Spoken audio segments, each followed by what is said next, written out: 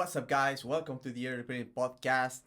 I was recording yesterday, Monday morning, but I had an emergency. But I'm still delivering with the podcast. So let's talk about the UFC. We just had a UFC event in Atlanta, Georgia. Kamaru Usman versus Joaquin Buckley. I don't have my topology here to remind me of the fights. But yeah, it was an event. Um, so why don't we talk about our main event? So Kamaru Usman came back after like more than a year, I think, after fighting Hamza Chimaev at at middleweight in short notice, and he fought Joaquin Buckley, who has been the young killer. He has been getting these like big, kind of big name wins against like past opponents. Um, and this gave the idea people were really overrating Buckley, and I'll be like fair here. Like Buckley is a good fighter. He's like top 15, top 10 ish kind of guy, but this idea that he was like a kind of a title challenger was like blew out of proportions. He was not there. Um, to be fair, like in his last fight against Kofi Covington, Buckley looked career best. I feel the more structured that his striking has ever looked.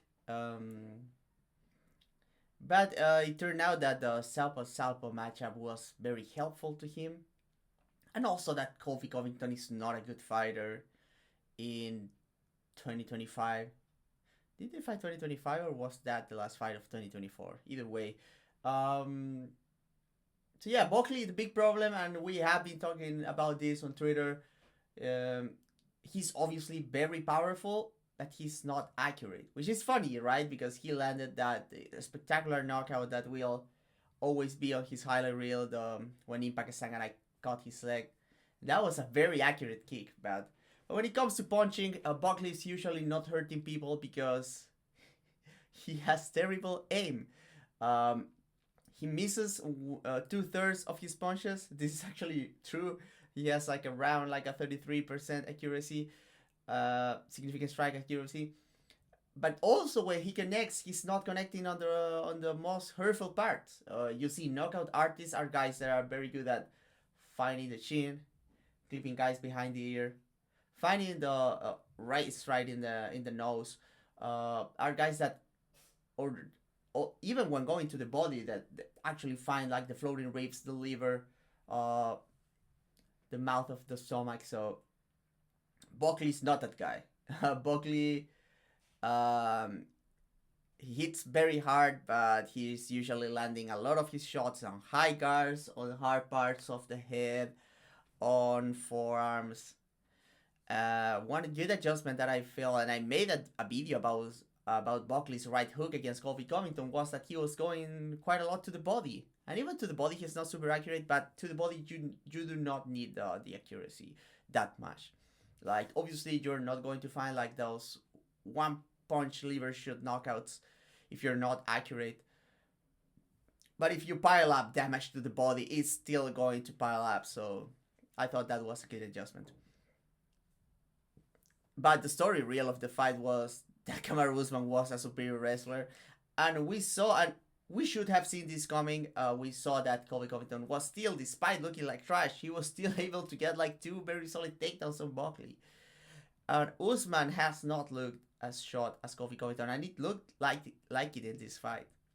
Um, Usman a few good entries, but also just like bullying Buckley for the first 4 rounds. Very solid from top position, very heavy, controlling the wrist, disarming the get up attempts. Um, Buckley was trying to wall walk and he was getting flattened. He was getting his shoulders pinned to the mat.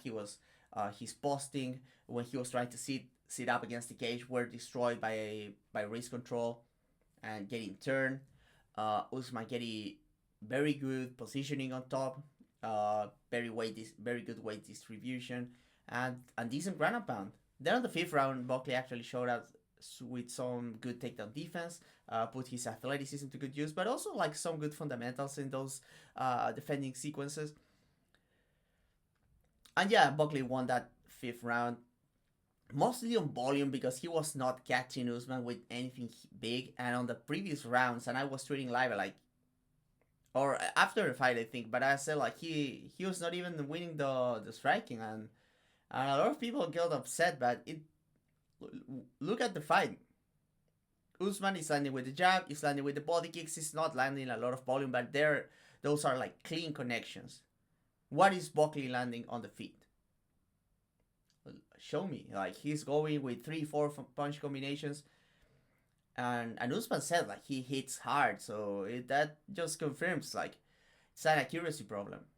And Usman was like high guard, small footwork movement to make Buckley run past it, or change his levels, holding a hold of Buckley. But Buckley was not landing much on Usman on those first 4 rounds, and even in the fifth, he was not landing big, but he was being more active.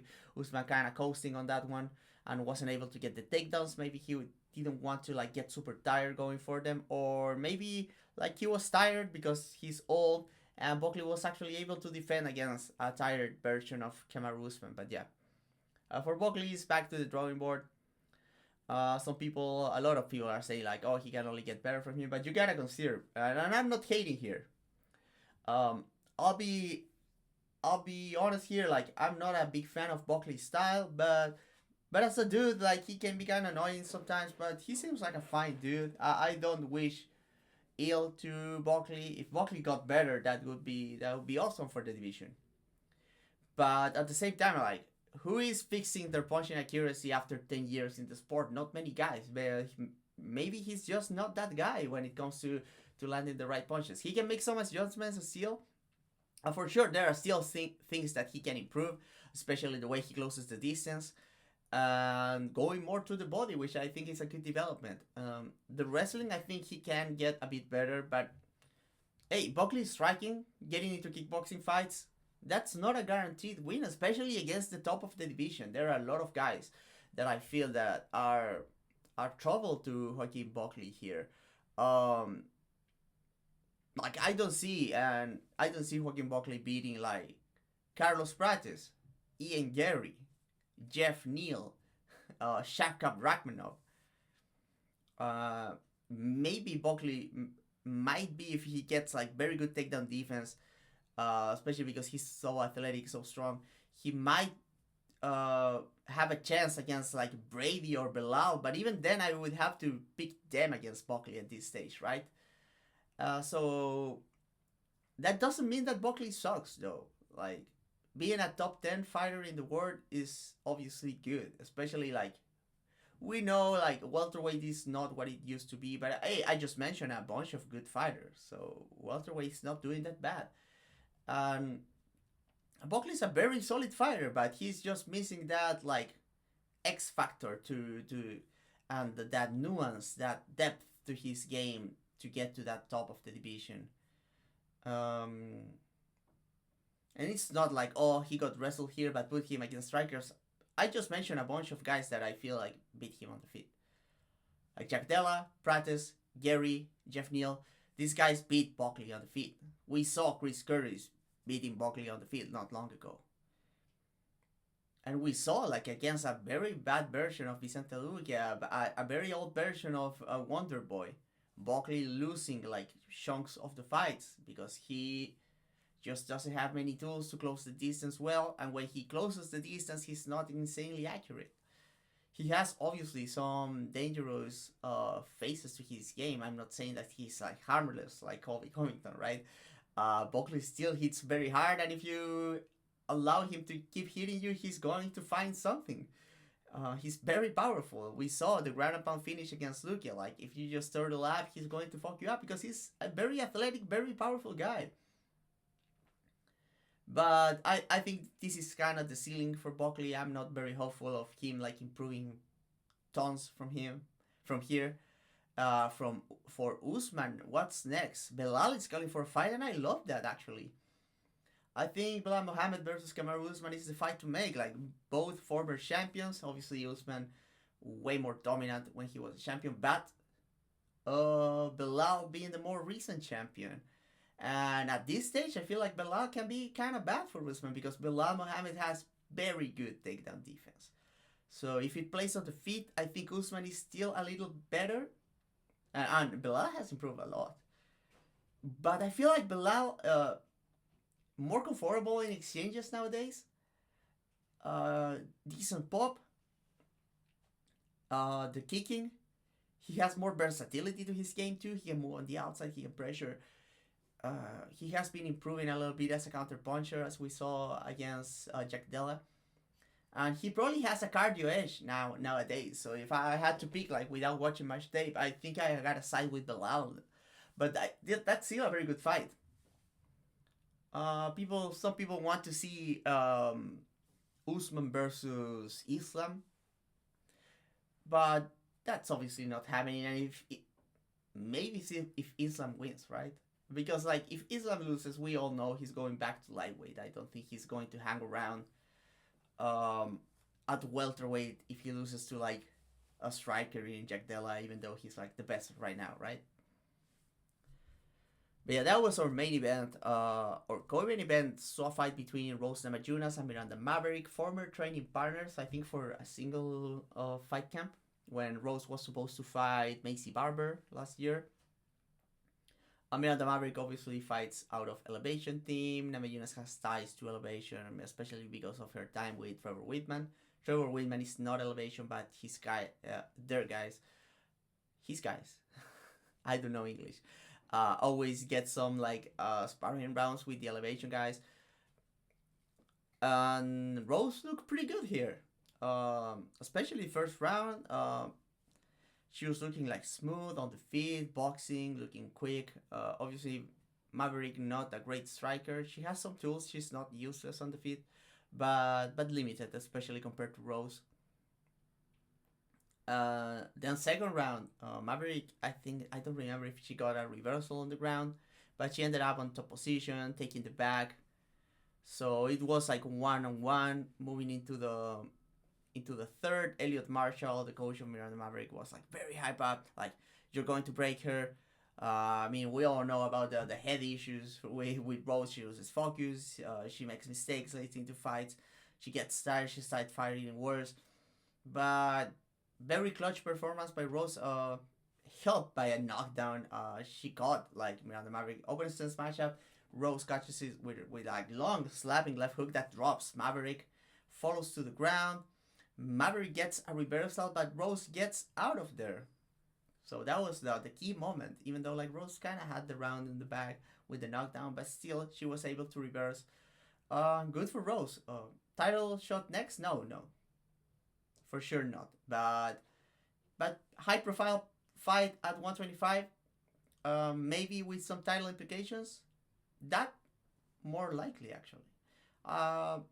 The best performance that Rose has put on at 125. It was a decent fight. It was good. And then Sebastian fought Andre Petrovsky. Sebastian's second camp at Extreme Couture under Eric Nixick. Petrovsky, don't quite remember the name of the gym, but he trains with Brady, with Pat Sabatini, with Pfeiffer, those guys. Obviously Petrovsky a wrestler, Sebastian the striker here, and Sebastian when he was doing stuff, he was looking very good. But then he has these lapses when he doesn't quite have the activity. Petrovsky was like being aggressive, looking decent on the feet, and like outstriking him for decent portions of that second round. Sebastian probably took the round back at the end of the second, I feel, and then the third, Sebastian like again got like going. Sebastian could have probably finished this fight if he was a bit more aggressive. I don't know if he still has concerns about his cardio or what, but he looks solid. He looks solid, especially against a wrestler. Maybe there's like some mental stuff going on there. We know that fight against like, and even like not long ago against Jared Mearshart, not a wrestler but a grappler.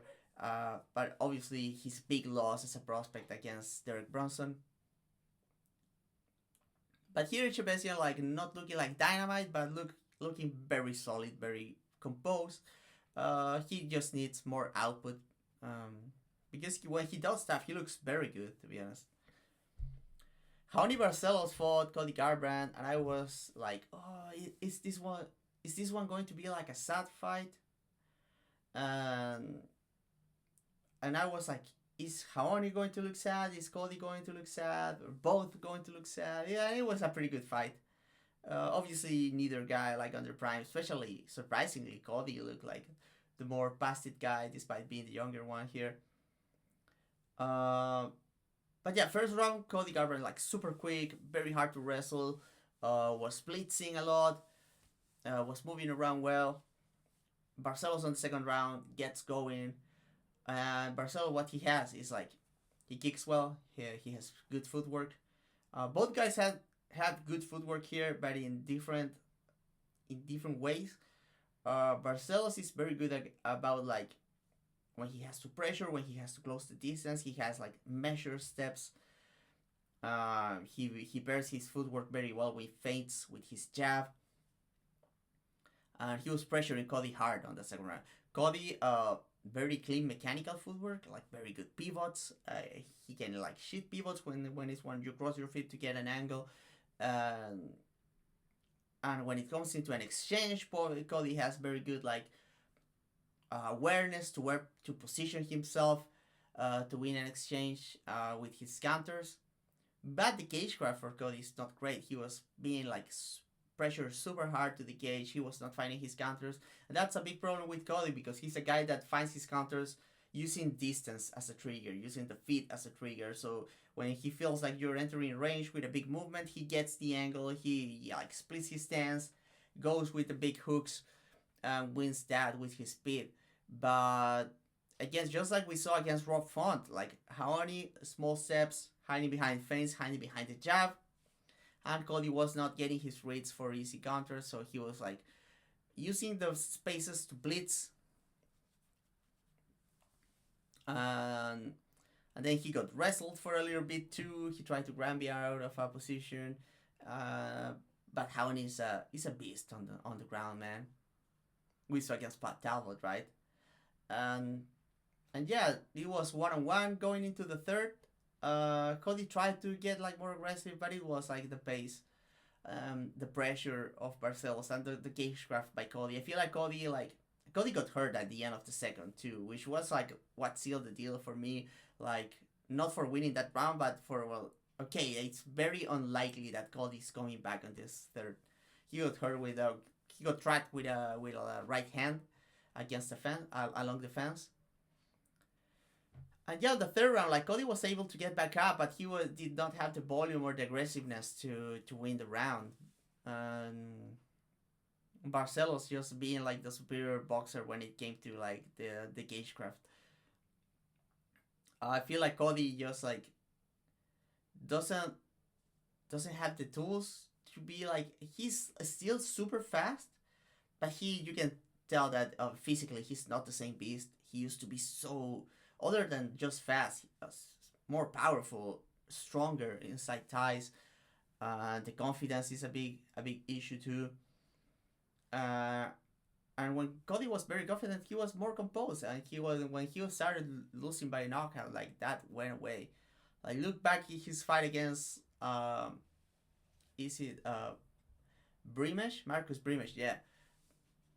Like Cody broke his right hand and started working with the left hook and doing good stuff, using his footwork well, having like a neutral space fight. Obviously, he wasn't getting like super pressured, but you can tell that there was potential. There was a better boxer under the engine there for Cody Garbrandt, and that's not the case for all age Cody. Like he can still do a lot of stuff. He is still dynamic, um, but you can ruin his life with a good jab. And if you're a good wrestler, like it's rough. For Haoni, very good win, man. Uh, now just beat Peyton Talbot. He beats Cody Garbrandt. Like Haoni having a bit of a renaissance here. Haoni is very solid, man. He's just a very good MMA fighter. I love him. I like Cody a lot too. It was a decent old man fight. Mansour Abdul Malik fought Cody Brundage. I decent at the very weird ending with Abdul Malik like hurting Cody with a big headbutt entering a range against the cage. And and then getting like the ground pound stoppage. Then they review, they decide like, okay, that was completely unintentional. Let's go to the scorecards because it was round 3, and it was clear like they really wanted to give Abdul Malik his win here, and so no contest here, which is kind of bullshit because yeah, it was unintentional, but you gotta control your tools. Like, not even like they didn't even take like a point away from for the huge headbutt that he landed on Cody, which is weird, right? Like, you're ending the fight with a foul which favors you. It's like, oh, that means that if you're like up in the scorecards and you convince the ref that your foul was unintentional, you get to win the fight before getting to the bell. Like, I don't know, it's kind of weird. Uh, Not much to say about this one. What I think is that Abdul Malik was very annoyed by the fact that Cody Brundage is like a good athlete. Like, Abdul Malik was still like the better athlete here, but Cody Brundage is no regional level guy. Like, I know a lot of people are like, oh, why Cody Brundage is still in the UFC? He has a terrible record, but Cody Brundage is like a decently high level wrestler, and he hits hard, he's quick, he has submissions. He's a very solid guy. He's a very solid guy, and he has physical tools to back it up. And Abdul Malik was like, why is this guy fighting back? I'm not saying that he was like losing or anything, but he was like clearly annoyed. He was like not getting away with what he's usually used to getting away with. So it was interesting in that way, but it had the kind of bullshit finish. Before that, we have Alonso Menifield against Umar C. Very glad the judges got this one right. C just like has some good ideas on the feet, both offensively and defensively, but he lacks comfort. He lacks comfort.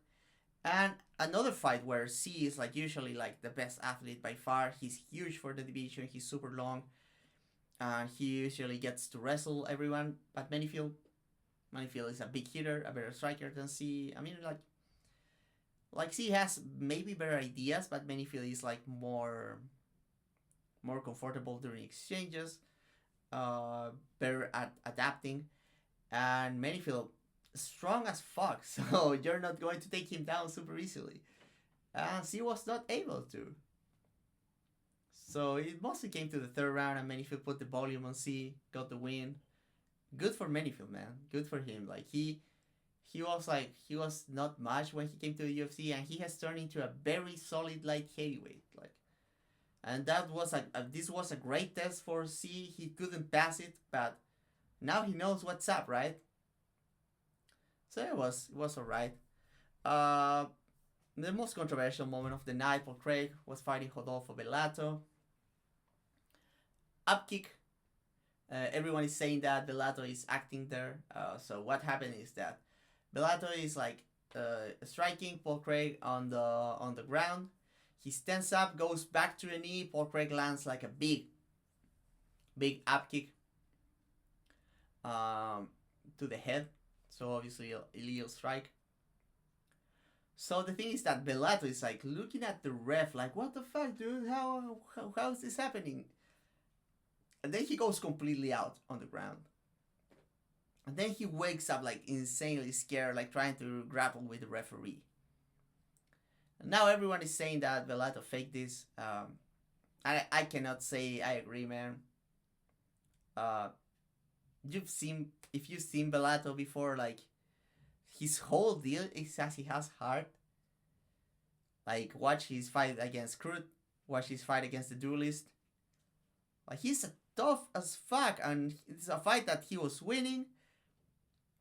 Why would he be so scared about Paul Craig? Like, I don't buy it, man. And then if he's faking it, why he's making like the weird like, oh, I'm completely knocked out, I'm trying to wrestle the referee and shit. I don't know, it doesn't make sense to me. I know things can look sketchy on camera, but like, concussions are fucking weird. Like, you're fucking with your brain. Like, you're going to act weird. And we've seen delayed knockouts. We've seen weird reactions. So I'm going to give benefit of the doubt to Bellator. Nothing in the fight tells me that he needed a way out to this. Like, no, man. Like, I know. And also, you guys never win by DQ. Even though these should have been, to be honest, like okay, like the referee can say that he didn't see the knee was on the ground, so he can declare it accidental. But yeah, I mean, I don't think much about this. Michael Chiesa fought Corbetti. They had one of the worst fights of all time, and I'm not going to talk about that. Maggie was doing like some good work going to the body with the long right hand on round one, and then he kind of like lost his volume. Chiesa 1, 2, and 3, being like the longer striker, more mobile. Okay, I ended up talking about it. You happy, guys? Malcolm Wellmaker, welcome back Chris Moutinho to the UFC, and Wellmaker is something, man. I don't think like he's like the best prospect we ever seen, but he packs dynamite, and he's so composed inside the cage. Again, the right hook, just like in his previous fight when he put out Cameron Simon. Here he feints with the kick, with the rear kick from Southpaw. Moutinho lifts the leg to defend the likely kick there. Wellmaker lands in, I don't know, from orthodox, yeah. Wellmaker lands in Southpaw, landing like a huge lead right hook and puts him out. And yeah, man, it was something to see, man. Moutinho, hopefully he gets another fight, man. Like this was mean matchmaking, to be honest. I always hated this. Like, he has been so consistent on the regionals, and just to get like a monster prospect again after he fought O'Malley the first time around, it was rough, man. Because Moutinho looked like he was going to find some stuff if the fight kept going, but Wellmaker is just such a huge hitter, and Moutinho is like not super athletic. He's very tough, but Wellmaker is like a special hitter, so yeah, hopefully they give Chris another one, and Wellmaker, I'm going to keep an eye on this guy. He looks to be very exciting. Jose Ochoa, Peruvian fighter fighting out of True the Box Diego Lima, fought Cody Durden. And goddamn, what a fight, man. They were swinging. Ochoa very aggressive, man. Ochoa mostly a southpaw kicker, but he was punching the body to great effect here.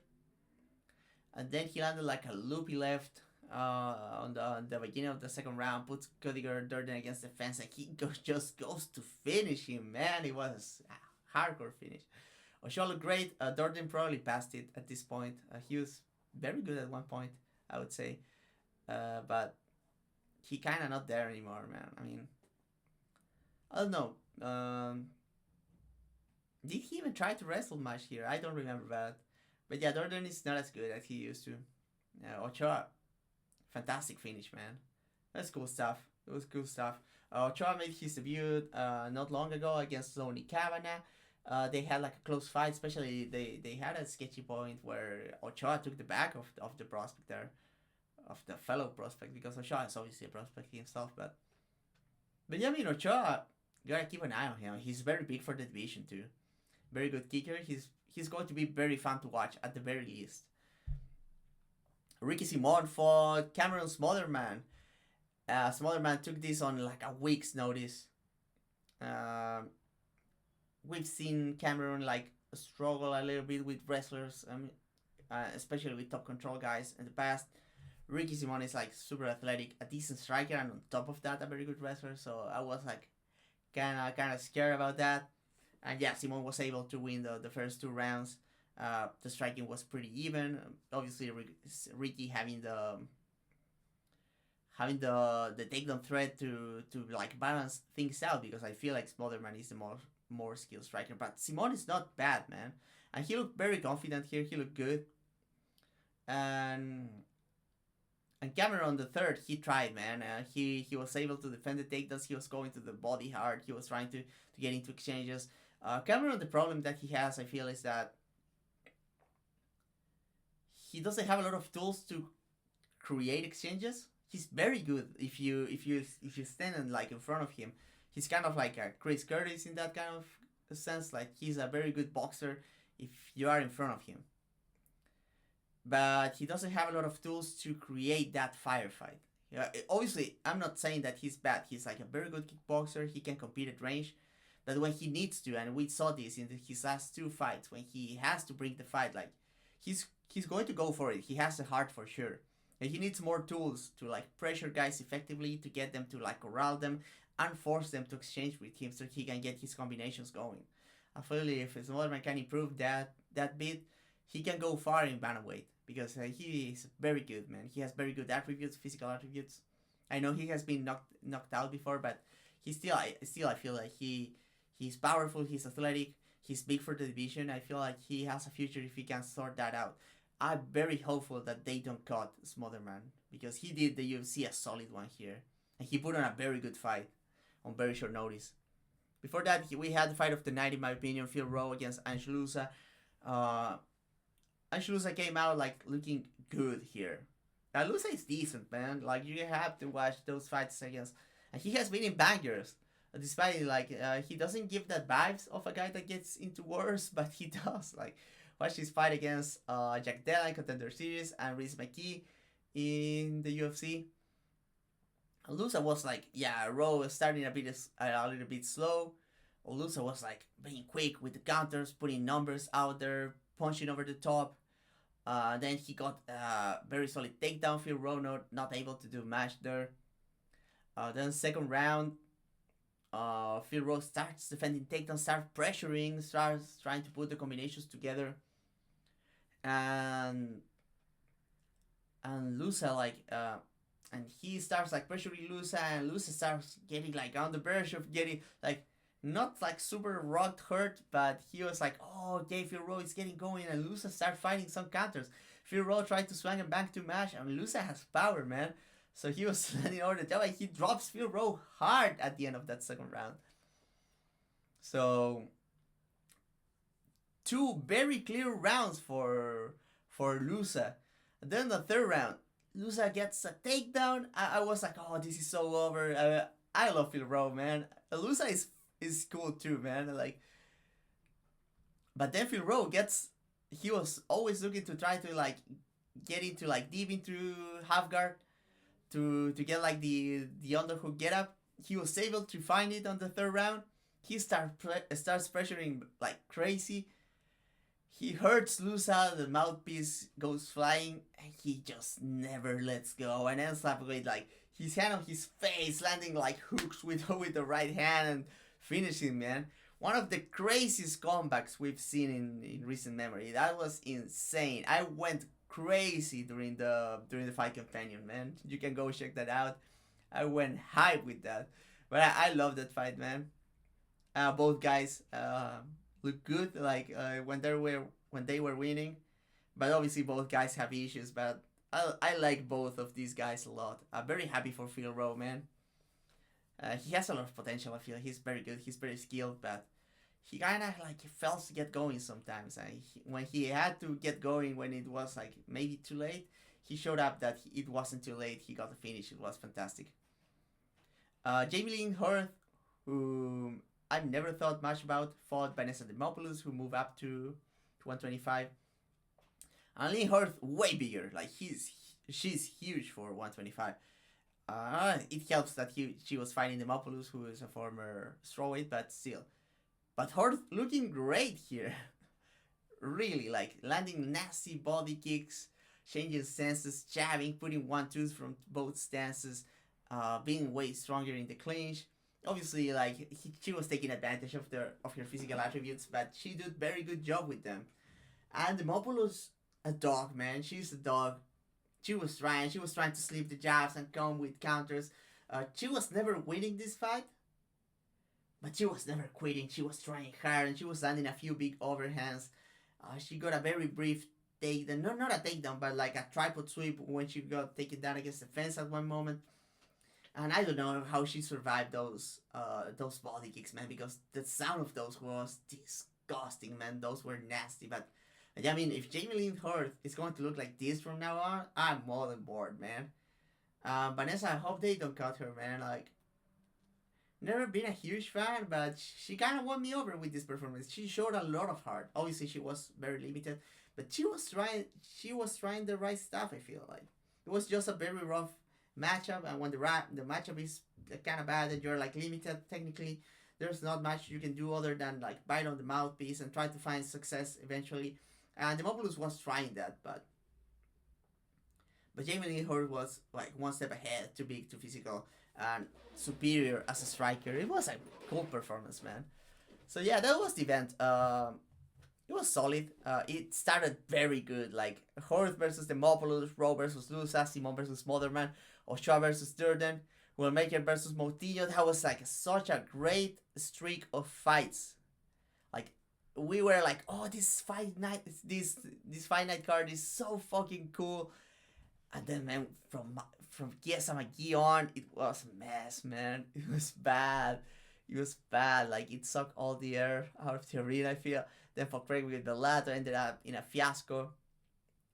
Manifield versus C was okay. It was not a good fight, but at least it was interesting seeing the prospect tested.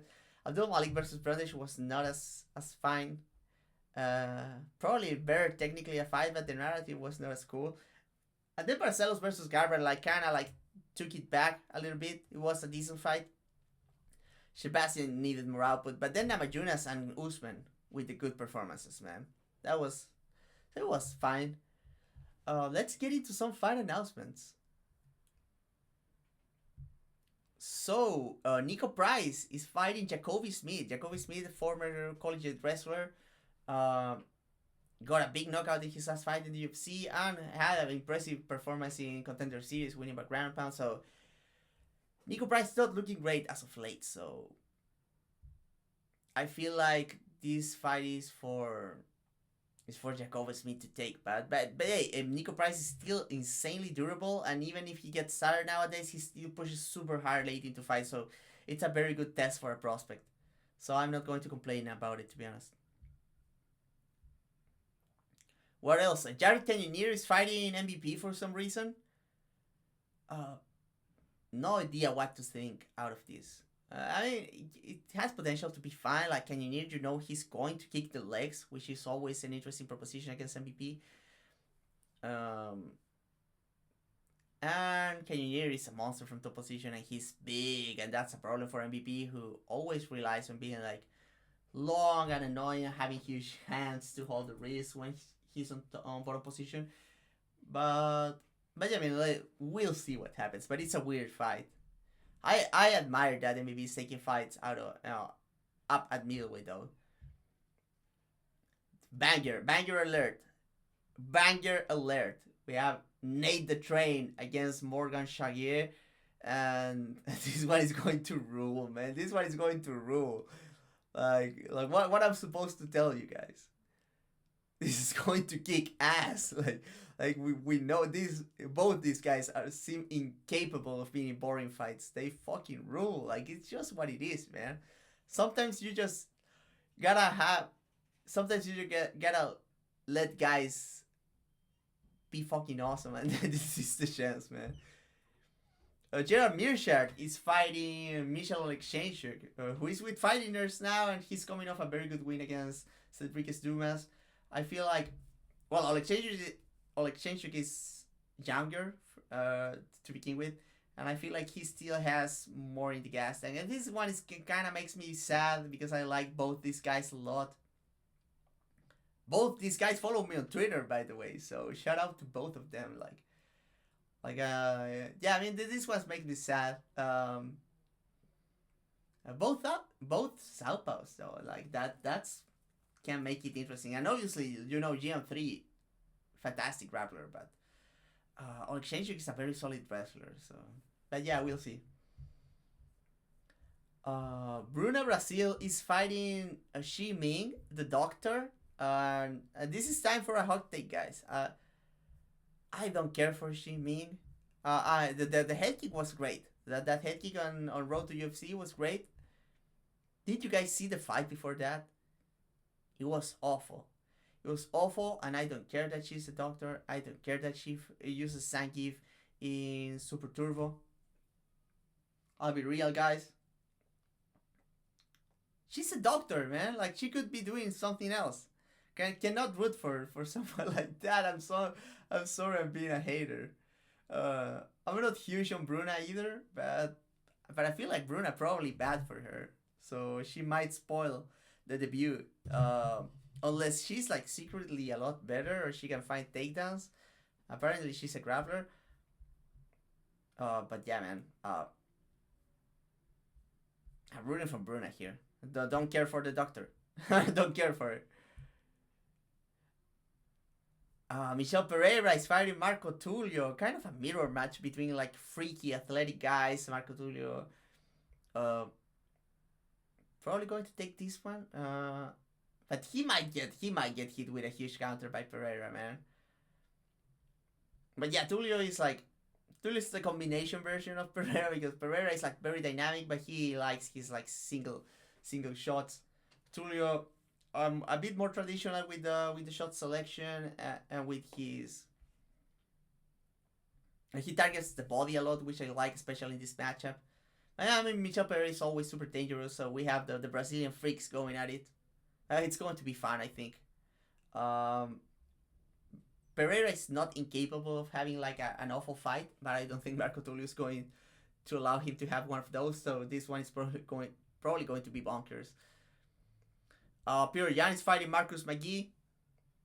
Very cool fight. A very cool fight.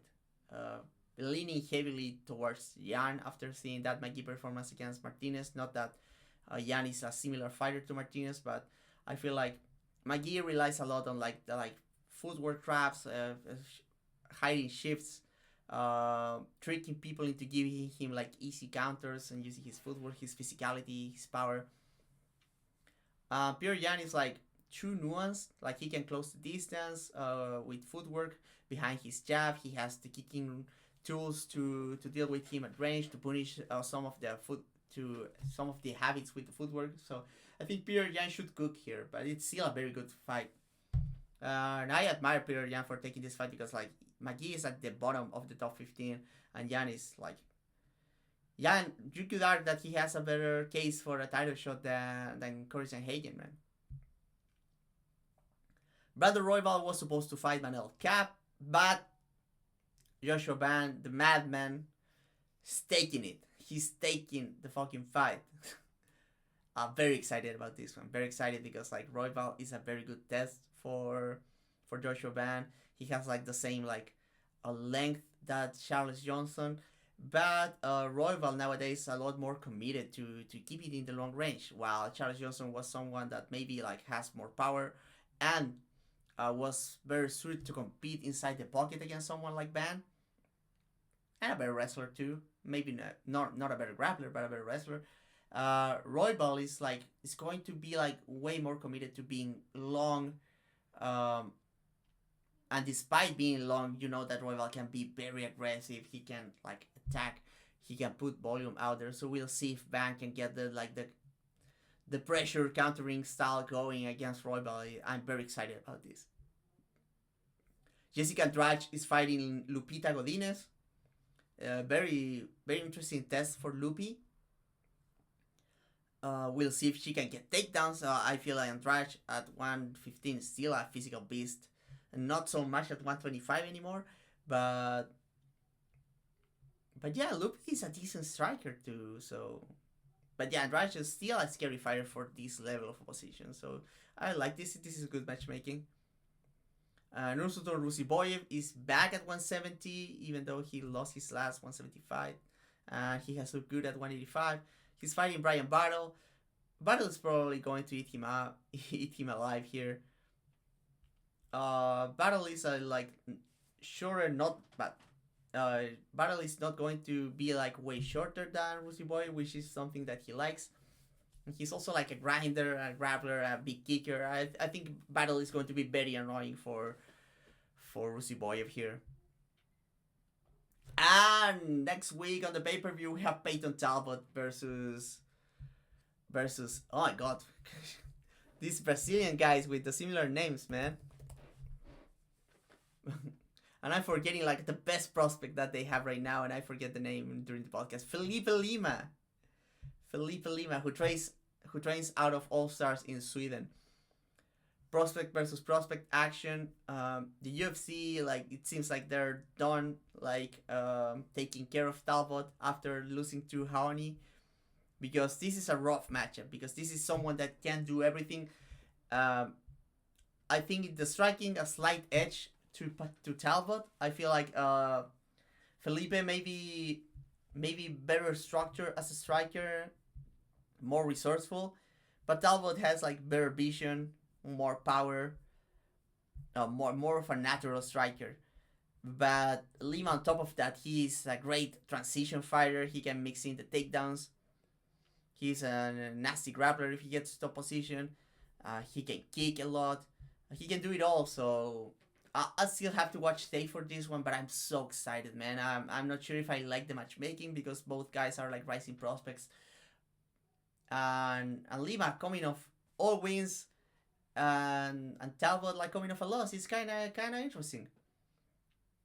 Also to consider, Lima always been a bantamweight, but has fought exclusively at 145 in the UFC. I'm not sure if they are making this one at 145. That would be crazy, because that would be like Felipe Lima, like the Schrodinger's bantamweight, because he's supposed to be a bantamweight, but he only fights at featherweight. I don't know, man. I'm wondering how they look next to each other too, man, because Talbot is kind of big, but Lima did not look that small against Naimov in his debut that about featherweight. So who knows?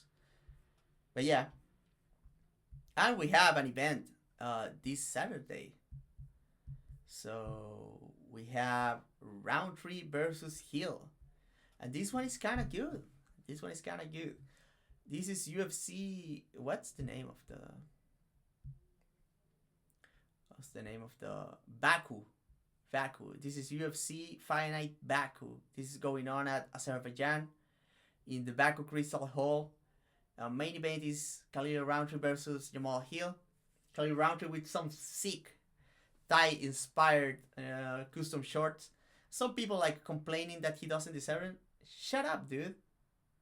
We celebrate all the custom shirts, especially when it's like a lower profile fighter. So I'm all for it. For me, they should have given ones to Hill too, to be honest. But yeah, like heavyweight main event, but it's a cool fight. We'll see. The Hill and Rountree are in bangers all the fucking time. Hopefully the shins hold up so we get to see some action before a knockout. Because I feel like someone is going to sleep in this one, man. Both guys just too aggressive. And we'll see, man. Hill, I feel like he's like the smarter fighter, for sure, and he's like the longer guy. He works with better ideas, but Rountree, on the other hand, is like technically a lot better. Like Hill can be a mess, especially with his footwork. He throws everything loopy. His defense is not great, or Rountree like doesn't have like very lighter defense, but stays a lot tighter. Both guys big power, different kind of power. I feel like Hill has like the accuracy and speed kind of power, and Rountree just like it's insanely powerful, like raw power. So cool, very cool fight. I like it. I'm not going to complain. Fisiev is fighting Ignacio Bahamondes in the co-main event. Interesting, because like Bahamondes is way taller than Fisiev, but the only two losses that Nacho Bahamondes has in the UFC have come to short lightweights. Makdessi, Ludovic Klein, both guys like around 5'7". Fisiev is billed as 5'8". It's going to look similar to those.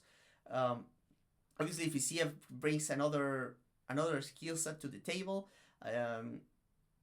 Makdessi was able to frustrate Bahamondes with his nuanced jab, drawing counters, punishing some of the bad habits. Bahamondes has improved since then, but he is still lost to Klein. He got hurt on the feet, which is interesting for this fight.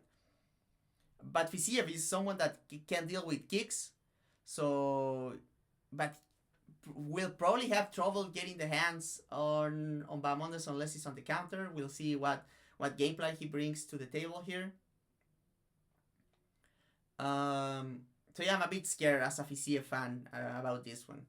but it's not unwinnable. It's a very intriguing fight, to be quite honest. Curtis Blades is fighting Rizvan Kuniev. I did tape study for this one before a few pay-per-views ago. They were supposed to fight. Fight was called off during fight week. It was awful because I have to watch some very bad Kuniev fights. Kuniev is boring, but he's good. And it's interesting because he can wrestle and he's a solid striker, and so is Curtis Blades. So I wonder if Blades is going to be able to find takedowns here, or if they're forced to have like a kickboxing fight. But I think Blades is not going to allow Kuniev to have a boring fight, because Kuniev, when he has a boring fight, is because he pushes people to the fence and either like just holds them there or gets like mad returns. And you're not going to do that to Blades, right? So it's probably going to be good. Mikti Begorolbai is welcoming Tofik Musayev to the UFC. Haven't watched much Musayev, man, but he has lost to some good fighters. Orolbai I like, man. I like Orolbai. Sadikov is fighting Nicolas Mota, so Sadikov gets to fight at home. Oh, that's cool. And he gets a striker in Mota, so this fight is probably going to bang. I feel like Sadikov is better, but Mota is getting better, and he has power, man. He has a lot of power, so. But Sadikov has an insane shin, man. Insane shin, that dude. So I'm excited. I'm excited for that one. Looking forward to that one. Mohamed Naimov is fighting Bogdan Grad, who has like a very intense fight in Contender Series. We'll see if Naimov can win without cheating here. He's just so dirty, man. But Naimov is solid, man. He's solid. Seokian Ko is fighting Ovan Elliott. Not sure I know who Ko is. Let me check.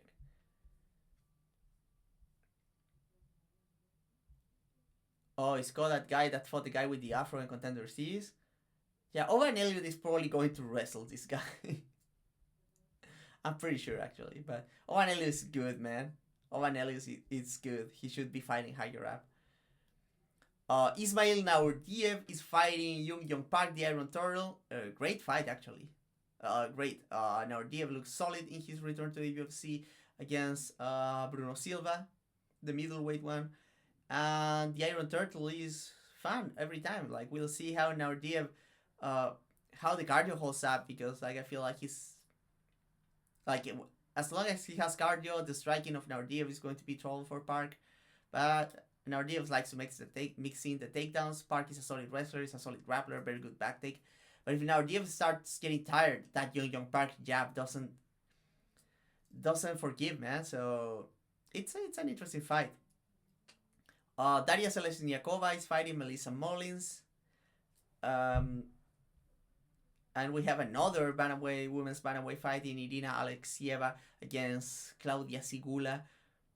I don't think much about those fights. Hopefully they're fun.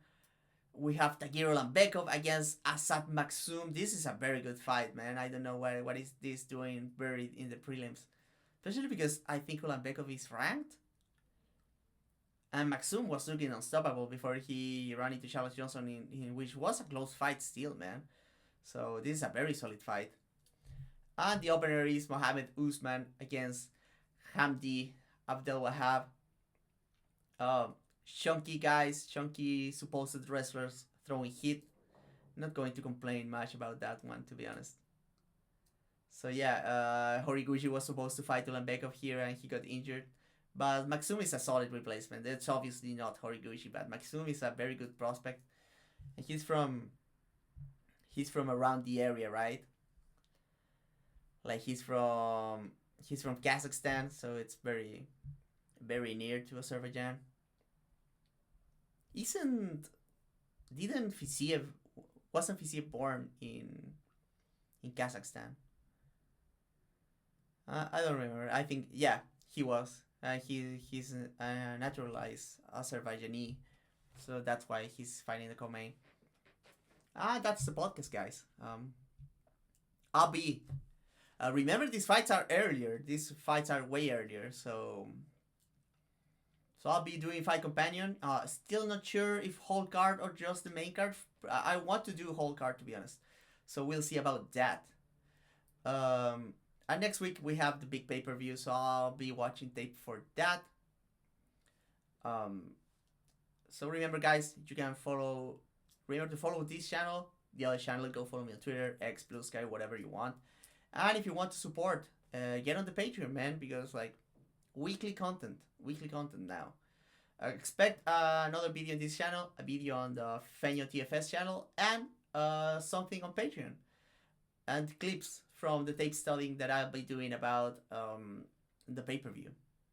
So yeah, I'll look out for that, guys. I'll catch you guys on the next one. Bye.